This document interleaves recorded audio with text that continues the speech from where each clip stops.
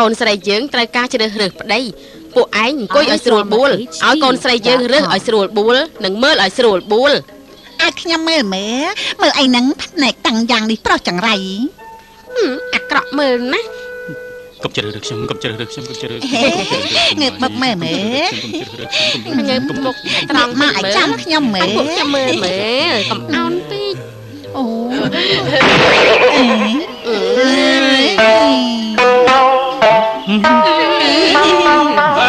ខ្ញុំចាំមនុស្សគួរអត់ទេអីទេពួកខ្ញុំចាំមនុស្សក្នុងខ្ញុំរំនៅក្នុងពួកយើងជួយជាបានឲ្យបងខ្ញុំជាមនុស្សក្រៀវតាយើងនៅតែពីនៅបើសិនបើឯងបន្លំជាមនុស្សក្រៀវយើងនឹងក្រៀវឯងតែម្ដងហើយដែរមិនចំខំប្រប្រធ្វើប្តីយ៉ាងនេះក្នុងលោកឲ្យតសៅសួរអ្វីក៏មិនបានទៅហើយខ្ញុំខ្លួនតែមួយធ្វើយ៉ាងណាឯងរៀបការជាមួយកូនកំមុំ3នាក់បានទៅខ្ញុំមិនចំទាស់ទេបងប្អូន3នាក់យកប្តីតែមួយមួយទល់នឹង3ហ្នឹងខ្ញុំទប់ទល់មិនរួចទេខ្ញុំប្រកាសជាស្លាប់ជាមិនខានពួកយើងមានស្លាប់ឆ្នាំបើទាំង10យ៉ាងមានថាឯងកើតកូនចៅបានអូយបើនិយាយចឹងថ្ងៃនេះខ្ញុំរត់ទៅណាមិនរួចទេមែនទេមិនមែនថ្ងៃនេះទេគឺមួយជីវិតរត់ទៅណាមិនរួចឡើយទេខ្ញុំសប្បាយចិត្តខ្លាំងណាស់ខ្ញុំនឹងចាក់ចេញពីទីនេះលោកបានចាំអីនិយាយការពិតទៅចឹងណាខ្ញុំមានវិជាគុណកម្ពុជានៅក្នុងលោកនេះអ្នកទាំងអស់គ្នាតាមចាប់បរោះសង្ហាទាំងកណ្ដាលថ្ងៃត្រង់យ៉ាងនេះគឺពិតជាសាហាវព្រៃផ្សាយពេកហើយម្យ៉ាងទៀតណាពួកឯងហ៊ានប៉ះពាល់ដល់យើងមិនតិចបន្តួចយើងត្រូវបណ្ដាពួកឯងឲ្យណាស់នេះម្ដងជឿឬក៏មិនជឿចង់សារទេ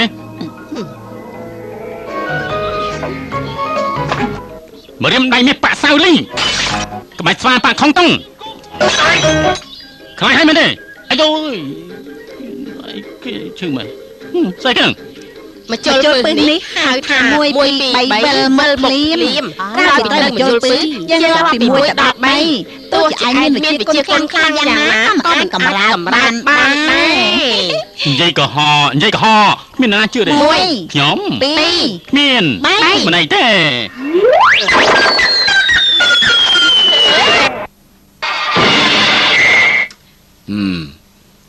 មើលទៅ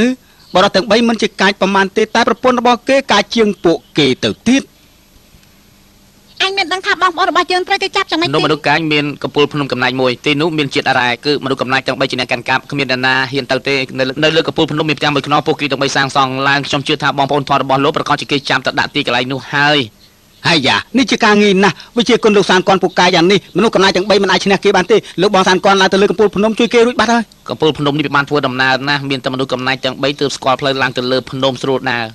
មនុស្សកំណាចទាំង3នោះយើងធ្លាប់ស្គាល់គ្មានអីអស្ចារ្យទេធ្វើបាបតែមនុស្សទុនខ្សោយចាប់ខ្លួនពួកគេឲ្យពួកគេនាំផ្លូវទៅបើសិនជាចាត់ការមនុស្សកំណាចទាំង3គឺជាការគួរក៏ប៉ុន្តែរឿងពិបាកពិតប្រាកដនោះគឺប្រពន្ធកូនគេនោះណាមែនទេហេតុអីទៅស្រីកំណាចទាំង3គេស្រឡាញ់កូនជាងខ្លួនឯងឥឡូវកូនស្រីគេទាំង3បានស្រឡាញ់បងប្អូនធម៌របស់លោកយ៉ាងនេះខ្ញុំគិតថាពួកគេទោះជាស្លាប់ក៏មិនដោះលែងបងប្អូនធម៌របស់លោកចេញមកល្ងាយដែរពិបាកណាស់ណាតាគិតយ៉ាងម៉េចទៅណោះលោកស្បាយមិនអត់ទេធ្វើយ៉ាងម៉េចខ្ញុំចាំបានថាពីមុនបងប្អូនទាំងអស់មានការមិនសប្បាយចិត្តចំពោះមនុស្សកំណាចនៅកំពូលភ្នំពីព្រោះថាកំពូលភ្នំមានទីសភាពល្អមានប្រជារាស្ត្រជាច្រើនចង់ទៅមើលមានថ្ងៃមួយនោះស្រីកំណាចទាំង3បានដឹងជាមានរឿងស្អីទេបានលើកលក្ខខណ្ឌមួយឲ្យការពារចំណុចទាំង3នៅលើភ្នំហើយព្រមនិយាយថាបើសិនជានរណាអាចឆ្លើយតបនឹងសំណួរដល់របស់ពួកគេបានអ្នកនោះនឹងអាចឆ្លងកាត់ទីនោះបានហើយព្រមទាំងមានផែនទីឡើងភ្នំជាកងទៀតខ្ញុំគិតថាគេធ្វើយ៉ាងនេះគ្រាន់តែមិនចង់ឲ្យប្រជារាស្ត្រនឹងស្ដីឲ្យគេថាពួកគេមានអំណាចខូខើពេកតែប៉ុណ្ណឹងមនុស្សក្រធ្វើអ្វីក៏ដោយតែប្រើក្រុមជោគបែបបាត់បង់អំពើអាក្រក់របស់ពួកគេដែលបានធ្វើណាបើសិនជាដូចអញនិយាយចង់ឡើងលើភ្នំត្រូវតែឆ្លងកាត់ស្រីកំណាចទាំង3នោះមែនទេបើពួកគេមិនគ្រប់សន្យាគិតយ៉ាងម៉េចស្រីកំណាចទាំង3កំពុងតែរស់ស៊ីលក់រ៉ែហើយព្រមទាំងខ្លាចពួកគេទាំង3នោះមិនគ្រប់សន្យាហេតុនេះហើយពួកគេចង់បានកិត្តិយសតែថាខ្លួនឯងគោរពពាក្យសន្យាខ្ញុំយល់ថាមានវិធីមួយអាចរួចនោះគឺជាមធ្យោបាយតែមួយគត់មែនហើយក្រៅពីកំពូលភ្នំនោះតាតរកមនុស្សកំណាចទាំង3នោះនៅណាឃើញលោកសានគាត់ណាលោកចង់ទៅសាកលោមើលតាមែនទេហ្នឹងតែនៅលើភ្នំនោះគឺមានកន្លែងស្នាក់នៅមួយទៀត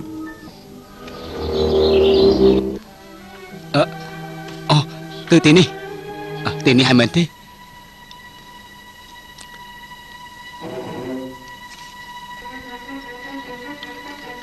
អត់មានហូតថ្នាំបើទេបានជាកម្លាំងខ្សោយយ៉ាងនេះឲ្យខ្លាំងតែទៀតដឹងអើយអូនម្លាញ់បានធូរតែយើអូនសម្លាញ់ផឹកតែតិចទៅច chẳng hay gió đây chỉ mùi dương du na ai mà đang thay dương thắt ta để biết nào thế ấy បងភ្លឺ បងមិនឃើញខ្ញុំកំពុងតែបាច់ញើសទេអី អូនកុំខឹងអីបកផ្លិតអូនខ្លាំងចឹងនេះ អូនសម្លាញ់អាតែលេងក្តៅហើយហូបបានហើយណ៎ bật men nè មែនណ៎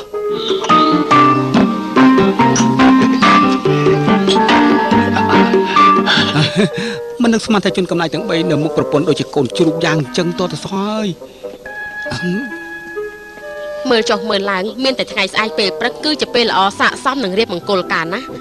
bà vô thà cái ngày lỏ mấy con mình riệp trong ở chập ở con say dương thằng bấy riệp ca cho môi kia tới cầm ai về về ngày pe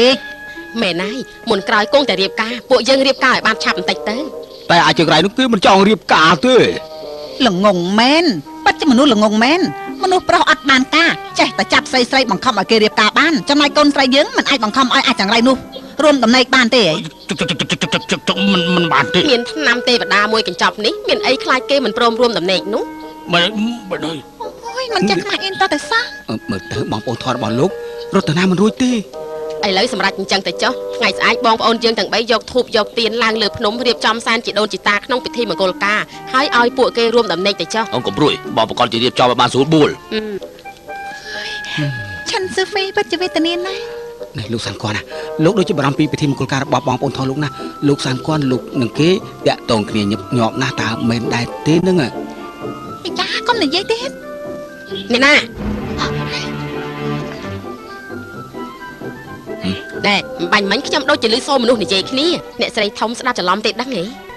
ប្រហែលជាអញ្ចឹងមែនហើយតោះពួកយើងចូលទៅក្នុងវិញទៅ ចេញចូល ថ្ងៃស្អែកអ្នកប្រុសពុតជាឡើងទៅជួយបងប្អូនរបស់អ្នកប្រុសមែន ខ្ញុំមិនអាចគេធ្វើបាបបងប្អូនខ្ញុំយ៉ាងនេះទេ អញ្ចឹងពួកយើងត្រូវជ្រើសរើសឱកាសល្អ ឱកាស ខ្ញុំមកនិយាយឲ្យឡើងលើកំពូលភ្នំនោះមានការលំបាកដំណើរការទី1ឡើងលើភ្នំគឺត្រូវចំណាយពេលកន្លះថ្ងៃហើយនេះហើយត្រូវឆ្លៀតពេលមនុស្សកំណាយទាំង3ចេញដំណើរអ្នកប្រុសត្រូវតាមពួកគេទាំង3កុំឲ្យឃុំខ្លួននៅក្នុងភ្នំឆ្លងកាត់ដំណើរការទី1ដើម្បីយកផែនទីច្រកចូលរួចហើយរងចាំឡើងលើកំពូលភ្នំតទៅទៀត បានសម្រាប់អញ្ចឹងទៅចោះស្អែកឡើងយើងទៅតាមពីក្រោយមនុស្សកំណាចទាំង3ឡើងទៅលើភ្នំ លោកគាត់ណាខ្ញុំទៅជាមួយលោកដែរបានដែរទេ លោកលីសុំទោសណាលោកទៅជាមួយខ្ញុំនាំតែរំខានដល់ការងារខ្ញុំទេលោកនៅចាំទីនេះចុះ គ្នាច្រើនអាចជួយគ្នាបានខ្ញុំសូមស្បត់ខ្ញុំមិនឲ្យលោកលំបាកទេឲ្យមួយជីវិតខ្ញុំនេះខ្ញុំនឹងជួយលោកឲ្យអស់ពីសមត្ថភាពហើយយើងទៅធ្វើដំណើរទៅពុកទៀត ទៀតអត់បាយ ណាទៅកូនទី ចា ត្រូវទៅធ្វើយ៉ាងចឹងទៅបាទ តោះយើងទៅមុខទៀត គេទេមកដល់ មិនគិតច្រើនរឿងត្រូវតែចឹង តោះដល់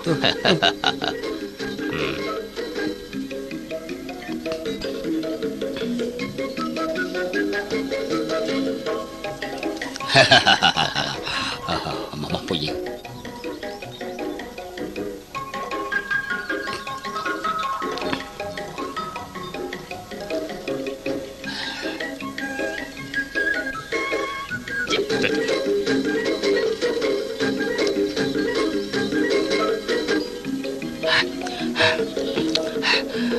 លោកសានគន់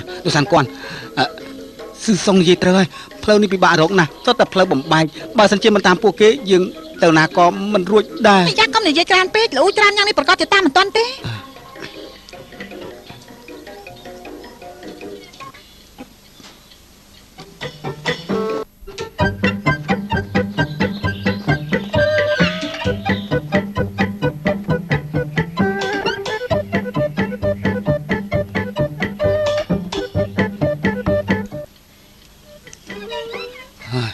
អូយផ្កាស្អាតណាស់អូយច្រើនមែនទេ នៅមើលផ្កាអីទៀតប្រយ័ត្នតាមគេមិនទាន់ណាឲ្យឆាប់ឡើងទៅឆាប់ឡើង អូយផ្កាស្អាតណាស់ ខ្ញុំបាននិយាយឲ្យបើតាមគេមិនទាន់ប្រកាសជាវីវហើយឲ្យឆាប់ឡើង អ្នកទាំងពីរបញ្ញាបញ្ញាយ៉ាងនេះតើចង់ទៅណា ឡើងលើកំពូលភ្នំ ចង់ធ្វើអី មើលថ្ងៃលិចហ្នឹងណា មកពីស្រុកណា ខ្ញុំនៅថាឡើងលើកំពូលភ្នំមើលថ្ងៃនេះគឺជាកន្លែងល្អបំផុតខ្ញុំនឹងមិត្តខ្ញុំក៏ចង់ទៅមើលដែរ ទៅវិញទៅ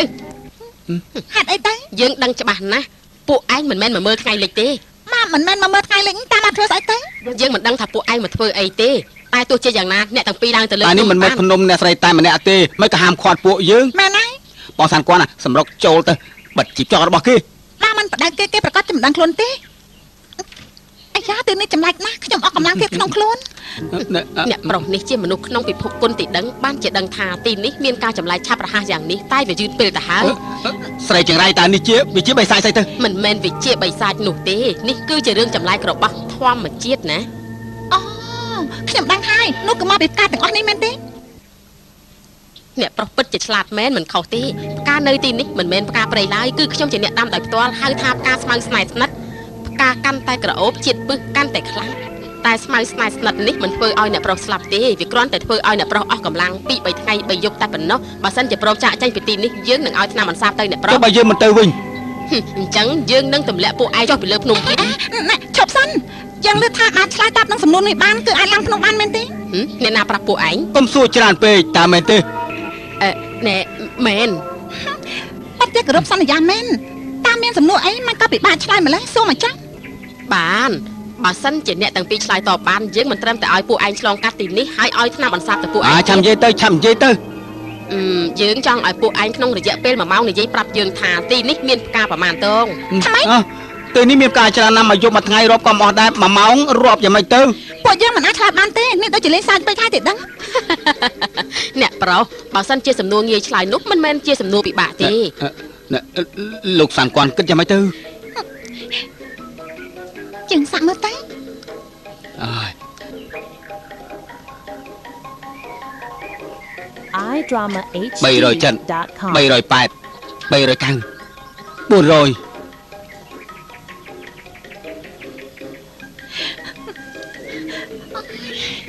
រាប់បន្តទៀត12300 12400 12500 16700 26800 ហើយយ៉ាងម៉េចនឹងអ្នកទាំងពីររាប់អស់រយៈពេលជាងកន្លះម៉ោងទៅហើយក ុំស្រែកឡូឡាអីឥឡូវយើងកំពុងទៅរាប់ហើយតើអាយ៉ារាប់សារជាថ្មីម្ដងទៀតរាប់ម្ដងទៀតរាប់ម្ដងទៀតទៅបាន1 2 3 4 5អូខ្ញុំនៅឃើញហើយខ្ញុំដឹងចម្លើយហើយ លោកដឹងចម្លើយហ៎គឺប្រមាណ មកតងក៏គ្មានដែរ ល្ងងណាស់ល្ងងស្ទើរតែគួរឲ្យស្រឡាញ់ទីនេះផ្កាច្រើនយ៉ាងនេះមិនក៏ថាមកតងក៏គ្មានឯងធ្វើអីនឹង បាត់ដុតចោលប្រកាសជាគ្មានសល់អ្វីទាំងអស់ អាយ៉ាចម្លើយនេះពិតជាល្អខ្លាំងណាស់ អរគុណហើយ យ៉ាងម៉េចដែរស្រីឆ្នាតែតែទេមកមិនអញ្ចឹងទេយើងដុតមិនឲ្យស្មើស្នេហ៍ស្និទ្ធរបស់ឯងនេះសល់មួយតងឡើយ មិនត្រឹមត្រូវខ្ញុំដុតចោល ទេកុំនេះគឺជាស្មៅស្នេហ៍ស្និទ្ធចំណាយពេលវេលានឹងយកឈាមរបស់ខ្ញុំបន្តិច ខ្ញុំ ទេ ឆ្លើយត្រឹមត្រូវទេ ត្រឹមត្រូវហើយ អាយ៉ាដោយសារតែស្រីឆ្នានោះធ្វើឲ្យយើងតាមមនុស្សកំណាចទាំង3មិនទាន់ រឿងនេះលោកកុំអារម្មណ៍អីខ្ញុំជឿថាស្រីឆ្នានោះគេគោរពសន្យាគេបានអាចផែនទីនឹងថ្នាំអន្សាបឲ្យយើងរួចទៅហើយឲ្យតែយើងធ្វើដំណើរតាមផែនទីប្រកាសអាចចុះក្នុងដំណាក់កាលទី2បានថ្នាំអន្សាបនេះមានប្រសិទ្ធភាពយឺតណាស់ខ្ញុំគិតថាត្រូវចំណាយពេល2ម៉ោងទៅ3ម៉ោងទើបអាចបន្សាបជាតិពឹសបានសំណាងណាស់ដែលមានលោកមកជាមួយបានមិនអញ្ចឹងទេយើងឆ្លងមិនផុតដំណាក់កាលទី1ទេ ខ្ញុំបាននិយាយថាគ្នាច្រើនអាចជួយគ្នាបានណាដឹងទេ អ្នកណាគេនឹងហាប្រសានណាស់ពួកយើងឆ្លងកាត់ទីនេះឆ្លងកាត់ទីនេះហ៎ពួកឯងអាចមកដល់ទីនេះបានសេចក្តីថាពួកឯងឆ្លងកាត់ដំណាក់កាលរបស់អ្នកស្រីទី3រួចហើយ អាយ៉ាស្រីអាក្រក់មកដល់មួយទៀតហើយមានសំណួរអាក្រក់អីសួរមកចុះមិនបាច់ចំណាយពេលទេកុំឲ្យខាតពេលពួកយើង បានចាំស្ដាប់សំណួររបស់ខ្ញុំសំណួររបស់ខ្ញុំគឺឲ្យអ្នកទាំងអស់គ្នាអ្នកសួរខ្ញុំជាអ្នកឆ្លើយ នេះជាសំណួរមួយដែលពិបាកមែនបានខ្ញុំចង់សួរអ្នកស្រីមុន សួរមកចុះមិនបាច់ឆ្ងល់ទេសួរឲ្យឆាប់ឡើងទៅនឹងអាចឆាប់ចេញពីទីនេះ បាទមិនទេមានមនុស្សម្នាក់គេមិនដឹងថាភាគីម្ខាងនោះគេជាអ្នកណាទេគេហាមាត់សួររកលោកតារបស់គេថាលោកតារបស់ឯង រឿងនេះណែ យ៉ាងម៉េចមិនក៏គិតយូរម្ល៉េះ ខ្ញុំមិនដឹងទេសួរជ្រៅពេកហើយ អាយ៉ាម្នាក់នោះគឺជាជនពាលហាមាត់គិតតែពីជេរលោកតារបស់ឯងគ្រាន់តែប៉ុណ្្នឹងក៏មិនចេះដែរ ខ្ញុំវិញ ណែម្នាក់នេះមិនឆ្លាតប្រមាណទេសំណួរមិនជាលំបាកផងនឹង បានខ្ញុំសួរអ្នកស្រីទៅមើលនៅក្នុងលោកនេះមានមនុស្សម្នាក់គេអាចមើលឃើញខួរក្បាលអ្នកផ្សេងទៀតតែបែរជាមើលមិនឃើញខួរក្បាលខ្លួនឯងរឿងនេះយ៉ាងម៉េចទៀតហើយយ៉ាងម៉េចហ្នឹងអាយ៉ាណែជ្រៅពេកហើយខ្ញុំឆ្លើយមិនរួចទេថាម៉េចជ្រៅពេកហ៎ ផ្នែករបស់យើងនៅពីមុខប្រកាសតែមើលមិនឃើញក្បាលរបស់ខ្លួនឯងទេអូមែនហើយត្រឹមត្រូវម្ដងទៀតបាត់ជាអត់ចាស់មែនណាអាយ៉ាជ្រៅពេកហើយខ្ញុំមិនដឹងទេ iDramaHD.com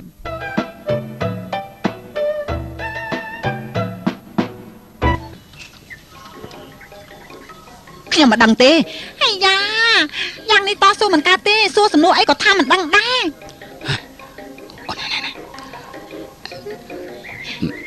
សម្រុកចូលទៅសម្រុកចូលមិនកើតទេជាតិពលផ្កាមិនទាន់បន្សាបខ្ញុំមិនទាន់មានកម្លាំងទេគេនឹងទម្លាក់ខ្ញុំចុះលើភ្នំចឹងគិតយ៉ាងម៉េចតែយើងមិនអាចជួយឈិនស៊ឺហ្វីបានអើយ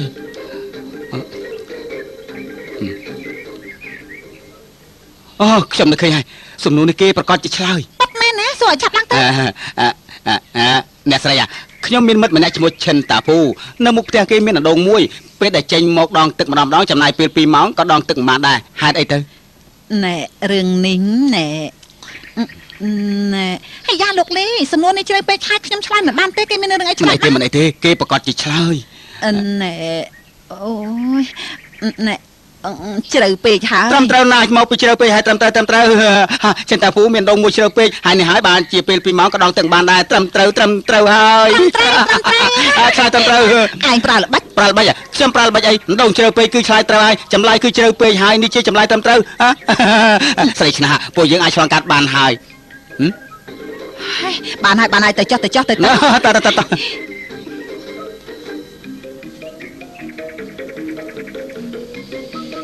មកស្ដាំខាងណា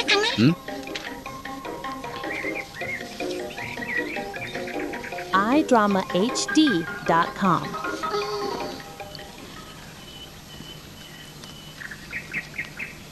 លោកលីមើលតែលោកពិតជាមនុស្សឆ្លាតណាស់ប្រាក់របស់លោកច្រើនស្ទើរតែប្រាក់មិនអស់ហើយក៏បានស្គាល់អ្វីៗក្នុងលោកមានមនុស្សជាច្រើនសោកចិត្តធ្វើការឲ្យលោកពិតជាឈ្មោះលីចេញមែននេះលោកសានគាត់ដូចជាមានការចាប់អារម្មណ៍នឹងប្រវត្តិរបស់ខ្ញុំណានោះខ្ញុំពិតជាចាប់អារម្មណ៍មែនចង់ដឹងប្រវត្តិរបស់ខ្ញុំមិនមែនជាការលំបាកទេប្រាប់ខ្ញុំទៅមើលលោកត្រូវចំណាយពេលយូរបន្តិចនៅជាមួយខ្ញុំបើយើងមិនបែកគ្នាទេនោះប្រវត្តិរបស់ខ្ញុំយ៉ាងណាលោកប្រកាសជាដឹងលោកមិនព្រមប្រាប់ខ្ញុំចង់ដាក់មែនទេចំណែកខ្ញុំក៏មានការចាប់អារម្មណ៍នឹងប្រវត្តិរបស់លោកដែរតើមែនទេខ្ញុំក៏ជាមនុស្សរបស់រាជការដ៏តូចតាចតែប៉ុណ្ណោះគ្រាន់តែប៉ុណ្្នឹងទេគ្រាន់តែប៉ុណ្ណឹងក្រៅពីអ្នករាជការតើមានឋានៈជាស្អីផ្សេងទៀតទេខ្ញុំមិនយល់ថាលោកនិយាយស្អីទេខ្ញុំចង់ថាពួកឯងធ្វើដំណើរមកដល់ទីនេះពិតជាមិនធម្មតាទេ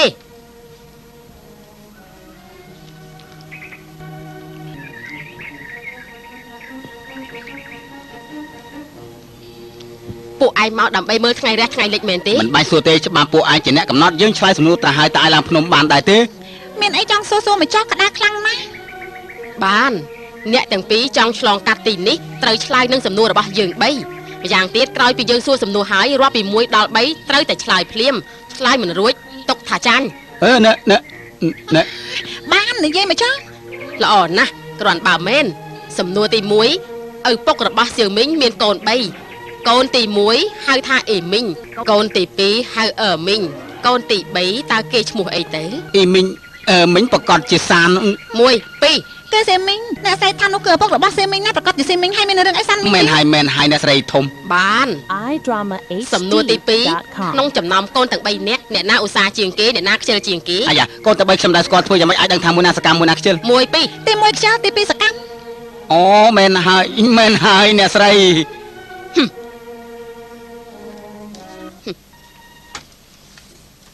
សំណួរចុងក្រោយតើអ្វីខ្លះដែលមនុស្សគ្រប់គ្នាត្រូវការប្រើតែក្រោយពីទិញរបស់នោះបានបែរជាមិនចង់ប្រើទៅវិញសំណួរនេះមិនចាំបាច់រាប់1 2 3ទេសំណួរនេះគឺក្តាមមឈូសណាព្រោះមនុស្សម្នាក់ក្រោយពីសត្វត្រូវតែប្រើក្តាមមឈូសប៉ុន្តែរបស់នេះគ្មានអ្នកណាយកមកប្រើនោះទេយ៉ាងម៉េចសំណួរនេះតើត្រឹមត្រូវដែរទេអ្នកស្រីពួកយើងឆ្លើយសំណួររបស់អ្នកស្រីត្រឹមត្រូវច្បាស់លាស់ហើយយ៉ាងម៉េចពួកយើងឆ្លងកាត់ទីនេះបានទេទៅចុះផែនទីអាចឆាប់ឡើងទៅសំណួរអញ្ចឹងមានអីពិបាកឆ្លើយបាច់គាត់អ្នកស្រីនឹកឃើញសំណួរអញ្ចឹងទៅវិញ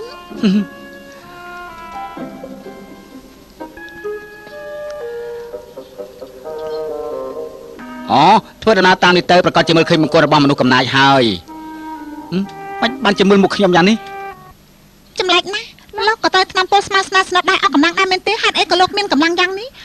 ការប៉ັດលោកអត់មានត្រូវថ្នាំពុលអីទេ លោកគឺជាអ្នកពិសាឆ្នាំអាសាប្រួយហើយមិនអាចខ្ញុំដឹងមែនទេ ខ្ញុំប្រាប់ទៅចុះជាតិពលទៅនោះគ្មានអ្វីសម្រាប់ខ្ញុំទេព្រោះតែខ្ញុំស្និទ្ធនឹងស្នេហាដែរខ្ញុំមានជាតិពលស្និទ្ធស្នេហ៍ពេញខ្លួនច្រើនបន្តិចខ្វះតែបន្តិចក៏មិនបញ្ហាអូចំណែកលោកជារឿងផ្សេងជាតិពលជាតិចូលក្នុងខ្លួនរបស់លោកស្ពឹកពេញខ្លួនហើយ ប៉ិតជាអញ្ចឹងមែនទេមិនក៏មិនប្រាប់ខ្ញុំផង ខ្ញុំគិតថាខ្ញុំមិនចេះវិជាគុណនិយាយចេញមកក៏មិនបានប្រយោជន៍អីដែរហើយនេះហើយខ្ញុំក៏មិននិយាយ មិនដឹងថាមែនឬមិនមែនទេទោះយ៉ាងណាក៏ខ្ញុំយល់ថាលោកមិនធម្មតាដែរ ខ្ញុំក៏អញ្ចឹងដែរខ្ញុំយល់ថាសានគាត់ឲ្យដូចជាលោកមិនធម្មតាទេ ស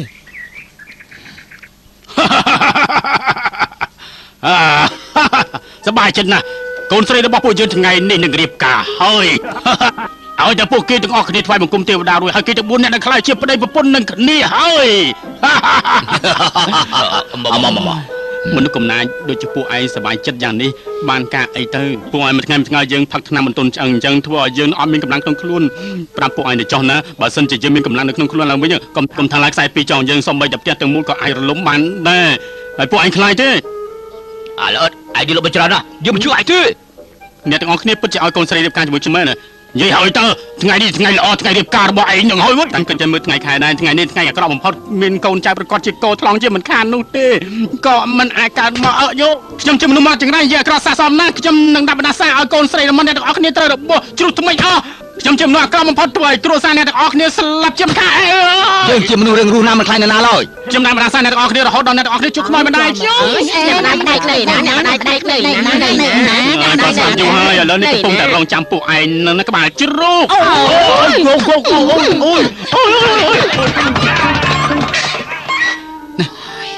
ទេជាបងប្អូនដែលលោកតាមរកនឹងមែនទេ មែនហើយ មិនបានជាអញ្ចឹងលោកសានគាត់ណាលោកស្រឡាញ់មនុស្សយ៉ាងអញ្ចឹងអី លោកនិយាយថាម៉េចហ្នឹង គ្មានអីទេ វាបោះហើយកម្លាំងធាតុរបស់ខ្ញុំមិនទាន់ដូចដើមវិញទេមិនអាចឈ្នះពួកគេបានឡើយតែគិតចឹងមិនទេ នៅកំសួរបើគេមានរូបរាងសង្ហាខ្ញុំប្រហែលជាជួយគេដែរតែបែបនេះជួយយ៉ាងម៉េចទៅបាទ ដាក់ជីបចោលសាក់លំមើលអូ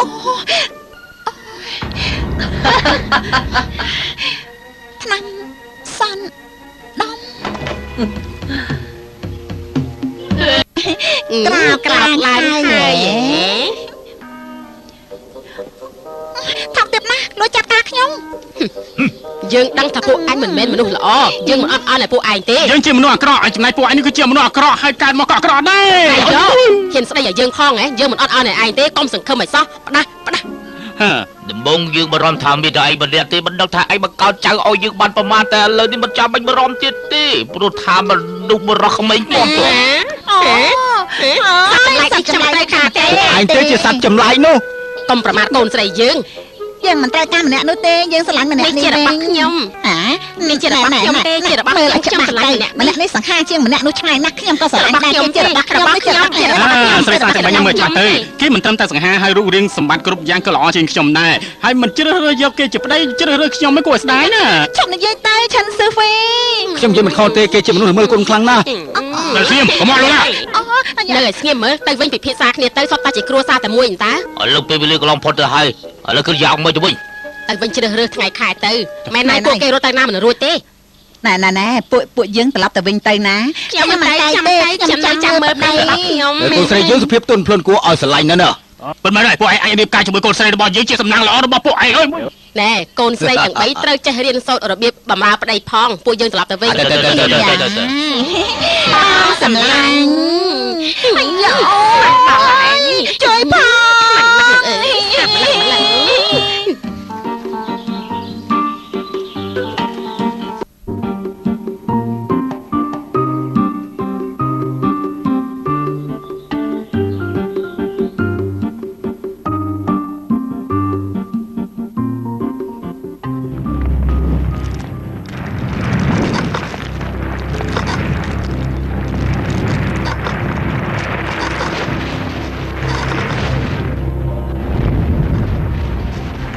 មិនដឹងថាហេតុអីបានជារនាងអ៊ីងឡស្រឡាញ់អញយ៉ាងនេះមួយថ្ងៃនឹកអញខ្លាំងណាស់ មិនក៏ដឹងថាពនាងអ៊ីងឡននៅខ្ញុំ មកមិនមែនគេសាច់រកអញចង់ជួបអញទេពុកខ្លះក៏មិនឲ្យយើងមករកអញដែរ អើយអូនស្រីល្ងងមែនយើងបាននិយាយហើយតើយើងគឺជាបាក់សៃដែលគ្មានជើងយើងត្រូវតែហោះហើរទៅមុខឈប់គឺមិនបាននោះទេអើយចិត្តស្នេហាខ្លាំងពេកហើយ អូ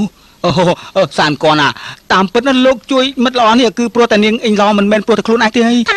ថ្មី មិននិយាយថាម៉េចហ្នឹងយើងបាននិយាយហាញតាយើងមករកគេព្រោះតែ អូ ការងារ គ្មានអីទេខ្ញុំស្មានថាលោកបារម្ភពីមង្គលការរបស់អាឡិតនេះគឺព្រោះតែរឿងខ្លួនឯងតែប៉ុណ្ណោះតា លោកថាម៉េចហ្នឹងលោកហាអត់នេះបានថាម៉េចហ្នឹងម្ដាយរបស់លោកអត់មានអប់រំលោកទេអីប្រយ័ត្នថ្ងៃក្រោយមានកូននោះជាកូនចម្លែកទៅដឹងទេ អានដល់ចង្រៃណានាកើតកូនចម្លែកណានាកើតកូនចម្លែក កូនចម្លែកនោះគឺឆ្កោរបាយណា ឯងគឺឯង ចាប់រកមកជួបបាយចេញពីទីនេះទៅ យើងរត់ទៅណាមរួចទេហើយក៏គ្មានជួបបាយដែរ លោកចង់រត់មែនណា លោកចង់នៅទីនេះហ៎ បាទលោកសាន់គាត់ចង់រត់ខ្ញុំលីចេញអាចជួយលោកបាន តាមមានមកជួបបាយទេ ពិតមែនហើយ ហើយអត់ចាំមែន ខ្ញុំលីចេញប្រឡូកក្នុងពិភពគុណយូរឆ្នាំធ្លាប់ស្គាល់គ្រោះថ្នាក់ក្នុងពិភពគុណហើយនេះបានជាឆ្នៃស្បែកជើងមកគូនេះយូរហើយមិននឹកស្មានថាថ្ងៃនេះប្រើការបានសោះ អាចារ្យលោកលីលោកពិតជាមានរូបរាងសហាអាចារ្យខុសពីគេខុសពីឯងមែនថ្ងៃនេះបានជួបលោកពិតជាមិនខុសបំណងរបស់ខ្ញុំមែនលោកលីលោកពិតជាបកកែខុសពីធម្មតាមែនហើយថ្ងៃនេះបានជួបលោកណាខ្ញុំប្រកាសជាចង់ចាំក្នុងជីវិតខ្ញុំប្រកាសជាអរគុណលោកអស់មួយជីវិតអាយុយណែ ណាកើតកូនចម្លែក កូនចម្លែករបស់ខ្ញុំតាគឺរបស់ខ្ញុំគឺរបស់ខ្ញុំឯង ហើយលោកសាន់គាត់មកគេជួយស្រាយចំណោឲ្យមក អាយ៉ាលោកលីជួយផង អាយ៉ាថយចេញ អាយុយអូយចិត្តអក្រក់ណាស់ចិត្តអក្រក់ណាស់ចិត្តអក្រក់ណាស់មិនបានជាមិនរវល់នឹងខ្ញុំសោះដូចនេះអូយចិត្តអក្រក់ណាស់ តាមណៃ អូយចិត្តអក្រក់ណាស់ អាយសម័យណាណ៎ ណែ តែចាំអីទៀតចាប់រត់ទៅ ហា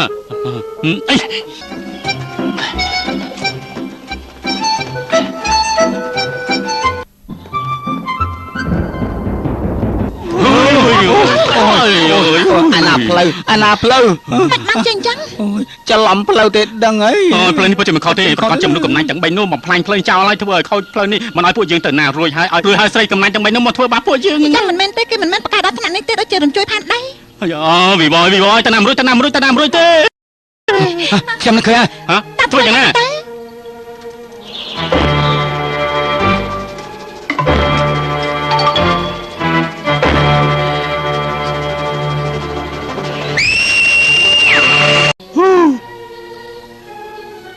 សង្កុកនេះធំហ៎ កុកមិនធំប៉ុណ្ណឹងទេនោះគឺមនុស្ស មានស្លាប់ដែរអី ប៉ាត់មែនហើយគឺជាមនុស្សមែន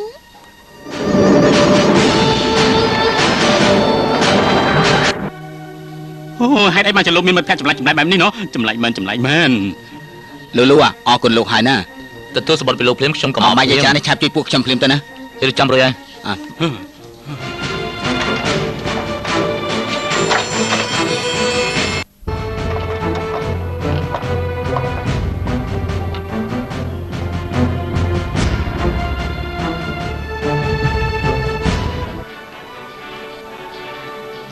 បានហើយ អូលូលូឧបករណ៍មួយអាចប្រើបានពីរនាក់ហ៎ បាទ អូបើអញ្ចឹងខ្ញុំនៅជាមួយលោកសានគាត់ឈិនស៊ឺហ្វីនៅជាមួយលោកលូទៅ ណែធ្លាប់ប្រើម្នាក់មួយឥឡូវប្រើមួយពីរនាក់ទៅរួចទេ កុំខ្លាចលោកហ្វុងគេបញ្ជាឧបករណ៍បានល្អណាស់នៅជាមួយគេប្រកាសជាបានសុក បើខ្ញុំឆ្លាក់ចុះទៅប្រកាសជាខ្លាចជាសាច់ជ្រូកចាំមកខ្ញុំគិតមើលទៅល្អជាងនៅទីនេះមានស្រីគាត់ធ្វើបានខ្ញុំវាភាសាជាងធ្លាក់ស្លាប់ ហើយកុំនិយាយច្រើនឆាប់ទៅឲ្យលឺអាយ៉ា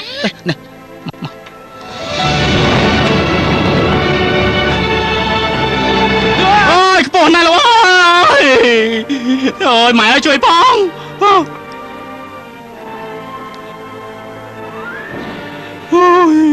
អូយជួយផងម៉ែវីបអើយគ្រោះថ្នាក់ណាស់អើយជួយផងអើយជួយផងម៉ែអើយគ្រោះថ្នាក់ណាស់ លំងកំភៃអីបើទួអារម្មណ៍តិចទៅមើលទេសភាពស្អាតណាស់ណាទៅមើលខាងនោះទៅមើល ស្អាតមែនអីមើលយ៉ាងស្អាតមែនទេសភាពនេះណោះ អារម្មណ៍ដូចជាកូនចាំមែនទេហ៎ ខ្ញុំពិតជាមានអារម្មណ៍នឹកឃើញថាខ្លួនឯងដូចជាកូនចាបមួយតូចខ្ញុំចេះហោះហើយខ្ញុំចេះហោះហើយអូយចេះបានទេបងស្អាតណាស់ខ្ញុំចេះហោះហើយ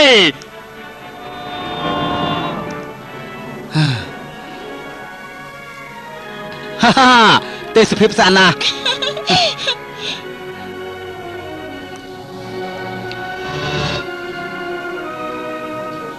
ទ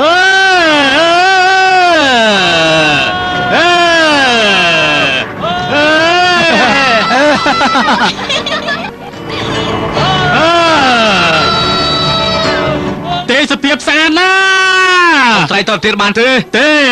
ហេតុអីទៅ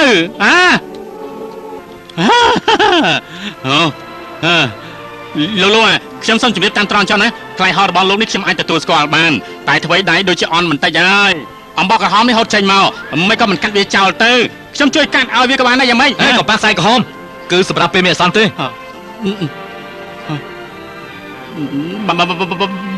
បើសិនជាដៃគិតយ៉ាងម៉េចទៅហ៎ អាចប្រើក្នុងពេលមានអាសន្នបាន គ្រាន់តែប៉ុណ្្នឹងទេអីយ៉ាងច្រើនណាស់យើងធ្លាក់ចុះស្លាប់ជាមិនខានទេ លោកនិយាយប្រកាសជាមិនខុសទេ នេះបានន័យថាម៉េច ខ្សែក្រហមនេះគឺសម្រាប់ទាមភ្ជាប់នឹងឆ្អឹងរបស់ខ្លែងហោះហើយបើសិនជាដៃខ្លែងនេះដាច់ខ្ទេចខ្ទីពួកយើងទាំងអស់គ្នាប្រកាសជាស្លាប់ លោកនិយាយពលឹះទេដឹងខ្លែងនេះរឿងមមល្អណាស់មានរឿងអីដែលត្រូវបែកនោះអើយពួកខ្ញុំប្រកាសជាស្លាប់ជាមិនខានទេប្រកាសជាស្លាប់ ខ្លាំងរបស់ចិនស៊ឺហ្វីដូចជាមានបញ្ហាហើយ អូមិនអីទេលោកផងគេអាចដោះស្រាយបានហើយ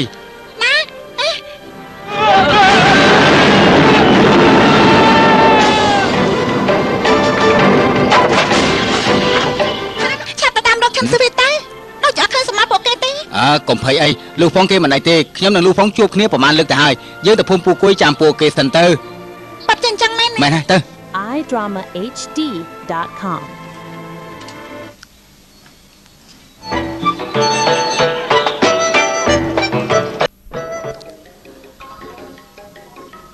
ហើយមិននឹកស្មានថាទីនេះប្រែប្រួលឆាប់រហ័សណាស់10ថ្ងៃមុនភាពក្រីក្រលំបាកខ្លាំងណាស់ តាលោកជឿទេខ្ញុំនឹងតាមរកមនុស្សអាចកំបាំងដែលកែប្រែភូមិក្រីក្រនេះឲ្យទៅជាភូមិពោពេញទៅដោយសោភ័ណភាពយ៉ាងនេះ មែនហើយខ្ញុំក៏ចង់ដឹងដែរ អញប្រយ័ត្នណាក្មេងនេះដូចជាគ្មានការអប់រំសោះ គ្មានអ្នកណាអប់រំទេ គួរតែបដាពុកម៉ែមុន មែនហើយ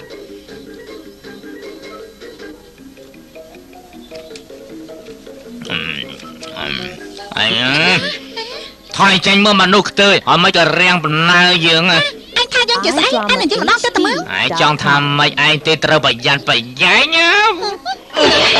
វាយខ្ញុំវាយមក យើងមិនប្រកាន់មនុស្សប្រមាត់ដោយឯងទេយើងមិនចង់ឃើញមកឯង បានហើយបំភ្លេចចោលទៅមុននឹងក្រោយគង់តែដឹងខ្លួនទេ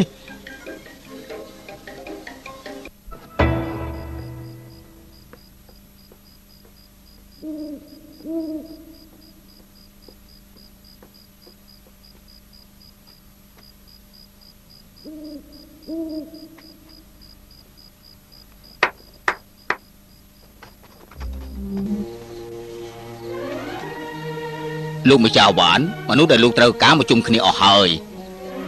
អ្នកមាននិស្ស័យមកដល់ហើយអូសូមអបអរសាទរលោកម្ចាស់នាងបានជួយខ្ញុំ3លើកប៉ុន្តែនាងមិនទាន់ចាប់ចិត្តនឹងខ្ញុំទេណា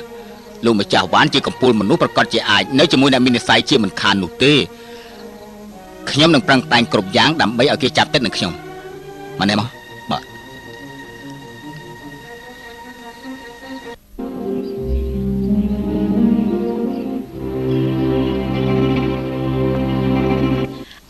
អូលោកសានគន់អត់មិនក៏ឆាប់ក្រោកពីព្រលឹមខ្លាំងម្លេះហ្នឹង ខ្ញុំចង់មើលតាមមានដំណឹងចិនស៊ឺហ្វីហើយណែ កុំព្រួយអី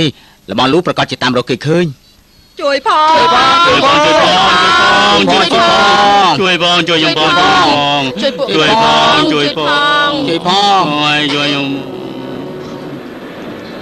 នេះគឺជាក្មេងដែលប៉ះចាប់ពីម្សិលមិញនោះតា អូយ ហាប្រាពួកឯងទៅចោះពួកឯងមិនមែនមនុស្សទេអើយខ្ញុំទេជាមនុស្សខ្ទើយណា អូយគេជាអ្នកប្រមាត់កាពីម្សិលមិញមែ ដូច នទេ ជាម្នាក់ហ្នឹងហើយដូចបែបបាន ហាក់ឯកសារព្រៃផ្សាយម្លេះ ជាកម្មពីគេថាមនុស្សខ្ទើយឥឡូវនេះខ្លាចខ្លួនទៅជាមនុស្សខ្ទើយហើយ មិនដឹងថាលោកលូនំចិនស៊ឺហ្វីទៅដល់ណាទេ iDramaHD.com. លោកសានគន់ណាលូហ្វុងនោះហោះហើរលើខ្លែងហោះឡើងល្បីទៅហើយប្រហែលថ្ងៃនេះព្រោះតែចង់ជួយមនុស្សបញ្ញាពេលតច្រកគេបានអៀមនុស្ស5នាក់ចេញផុតពីកន្លែងភ្លើងឆេះទីបំផុតគេប្រាយចំណេញពូកែជួយអ្នកទាំងអស់នោះផុតពីគ្រោះថ្នាក់បណ្ដោះនេះប្រហែលជាខ្យល់បក់ខ្លាំងពេកបណ្ដាធ្វើឲ្យពួកគេទៅបានឆ្ងាយបន្តិចត្រឡប់មកភូមិពូគួយប្រហែលជាទៅចំណាយពេលយូរហើយមែនទេ ពួកយើងត្រូវតែចាំតទៅទៀតមើលណែលោកស្ដាប់មើលណាពីរោះណាពីរោះមែន រៀនក្មេងៗលោកចូលចិត្តទេ ពីតើខ្ញុំក៏ចេះច្រៀងដែរ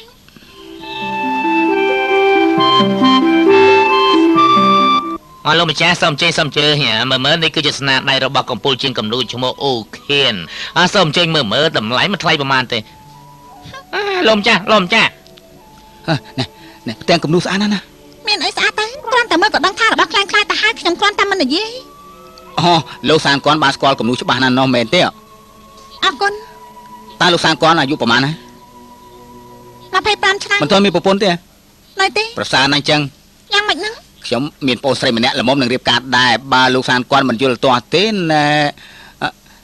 តាមពិតណាលោកសានគាត់រូបរាងសង្ហាយ៉ាងនេះខ្ញុំគិតថាណា តាហូស្អី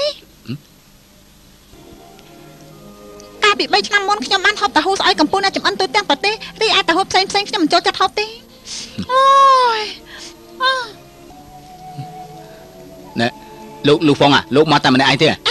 លោកហ្វុងអាណាឈិនស៊ឺហ្វីគេអត់មកជាមួយលោកទេ ខ្លែរបស់ខ្ញុំនោះដោយសារតែលោកចិននោះធ្វើឲ្យដៃខ្សែក្រហមនោះបណ្ដាលធ្វើឲ្យខ្លែងបែកបាក់មិនអាចបញ្ជាបានទេពេលដែលធ្លាក់ទៅចន្លងភ្នំចម្ងាយ10គីឡូម៉ែត្រក្រោយមកក៏បាត់ដំណឹងគាត់សូន ចម្ងាយ10គីឡូពីចន្លងភ្នំលោកនិយាយច្បាស់តែមើល សូមទោសខ្ញុំពុតចិត្តដឹងមែន លោកអត់ដឹងលោកមានដឹងថាខ្ញុំបារម្ភពីគេយ៉ាងណាទេទៅតាមលោកគេ ណែលោកសានគាត់ក៏មកបង្ខំអីយើងទៅរកមនុស្សណាដែលស្គាល់ភូមិសាស្ត្រពិនិត្យមើលគេធ្លាក់ដល់ណានៅកន្លែងណាបើគេនៅមិនឆ្ងាយយើងប្រកាសจะតាមរកឃើញដល់ពេលនោះយើងនាំគ្នាទៅរកគេទៅតើបានទេមិនបាច់ចាំទៅដល់ប្រយោជន៍អញ្ចឹងទេ លោកនិយាយយ៉ាងនេះតាធ្វើយ៉ាងណាទៅបាយរកគេឃើញទៅ បាទ អើយដល់ពេលកំណត់ទៅហើយព្រះនាងអ៊ីងឡប្រកាសជាច្រឡោតមិនខានតាក៏ចឹង iDrama.hd.com មិនទៅ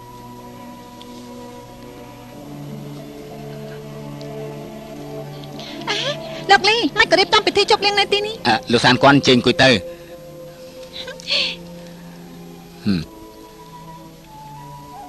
ថ្ងៃនេះខ្ញុំណាត់ឲ្យលោកមកព្រោះតែចង់ឲ្យលោកសប្បាយចិត្ត លោកមានដំណឹងឈិនស៊ឺហ្វីហើយមែនទេ នៅទេយើងរកឃើញខ្លែងហោះបែកបាក់មួយនៅជើងភ្នំតែមិនឃើញឈិនស៊ឺហ្វីនោះបានន័យថាប្រាជាគ្មានទៅរបួសអ្វីទេ តាគេទៅដល់ណាហើយក ុំបារម្ភអីឲ្យតែគេនៅរស់យើងនឹងតាមរកគេឲ្យឃើញ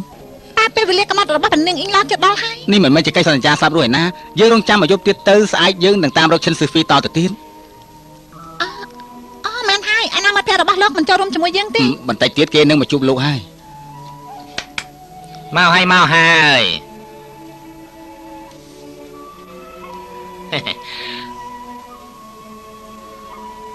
អញ្ជើញផ្សារ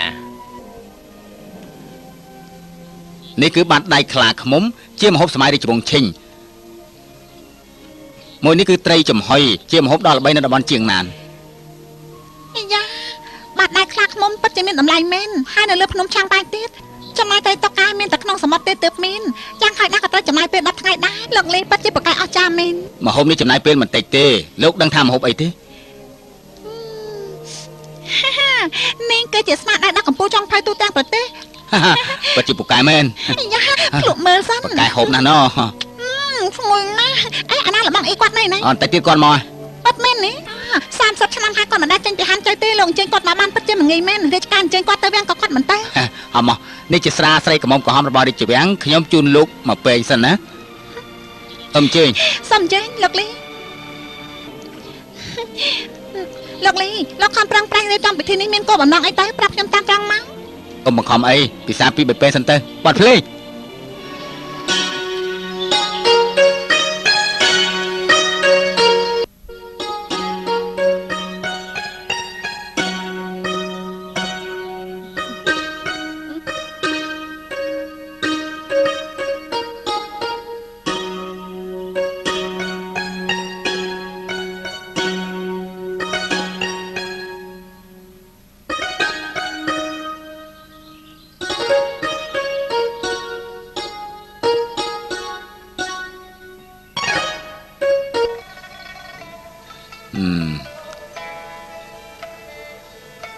នេះជាបទភ្លេងកុមារដែលលោកចូលចិត្តខ្ញុំបានអញ្ជើញលោកគ្រូដេញពិនដល់ល្បីក្នុងប្រទេសលោកគ្រូហ្វាំងជាអ្នកសម្ដែងជូនលោកស្ដាប់កំសាន្ត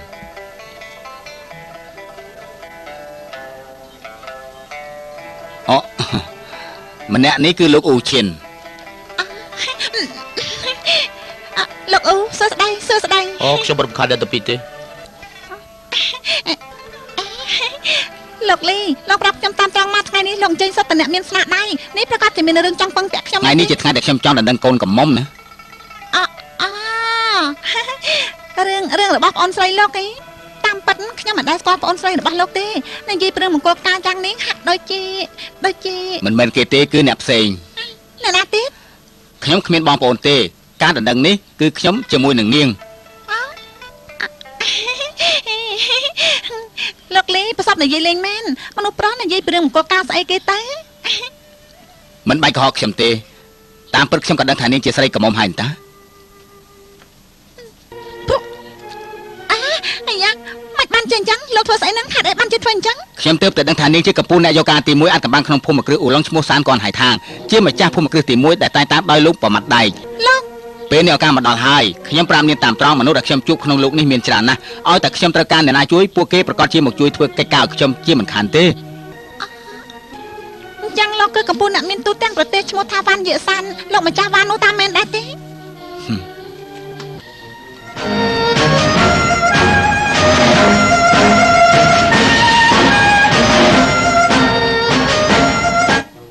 នាងហៅខ្ញុំថាវ៉ាន់